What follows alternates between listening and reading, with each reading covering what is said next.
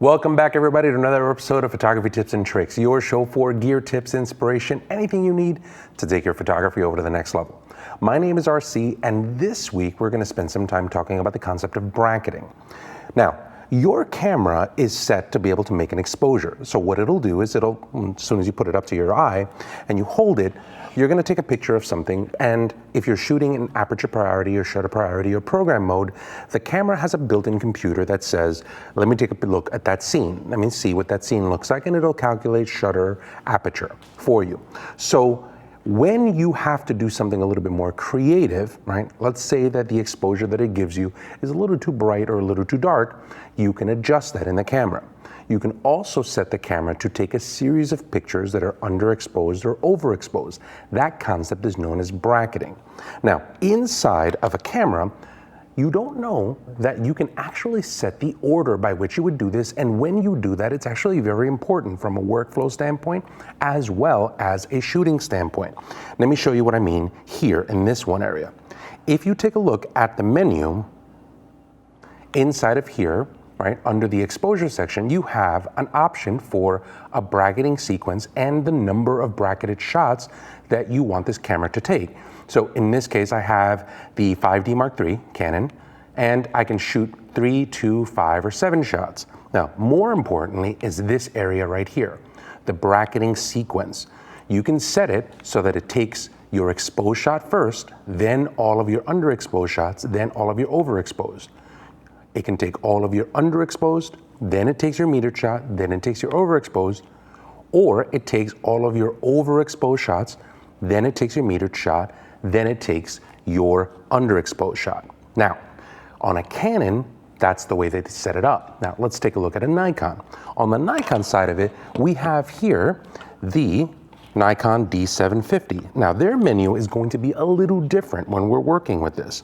You'll see that under your custom setting menu, under bracketing and flash, right, so it's subset E, you'll have a section here that gives you a bracketing order. Now that bracketing order, if we go to the right, it takes your metered shot first, then under, then over, or under, meter, over.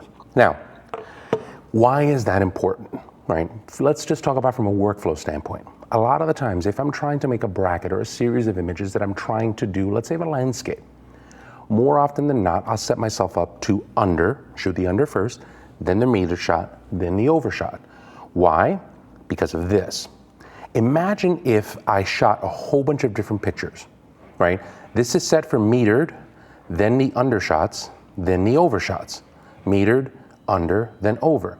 But it's really hard for you to be able to see where the start of the bracket is and where the end of the bracket is here because of those metered shots coming in first. It makes it really hard to follow this way. So I don't want to confuse myself during the post process of it. What I would rather do is I'd rather set the camera to under, meter, over. When you do that inside of here, it's a lot easier for you to follow because it goes dark, bright, bright, bright, bright, bright, bright, bright, bright, bright. The next time that you see the dark part, you know that that is the next start of the series. So visually, it's a lot easier for you to do. Now, when would you shoot meter, then under, then over? Well, if you're trying to do a bracket of, let's say, people, it's probably a good idea for you to do that. Think of it this way. If you shot a shot of a person, right? So this is my friend Tracy. Now, let's say that Tracy had a really, really good look at that one moment that I hit the shutter, right? Perfect smile, perfect light, perfect scenario. Imagine if I shot that and the first shot that I got was this one. And then I had to wait 4 seconds, 4 exposures or 5 exposures before I got to the metered.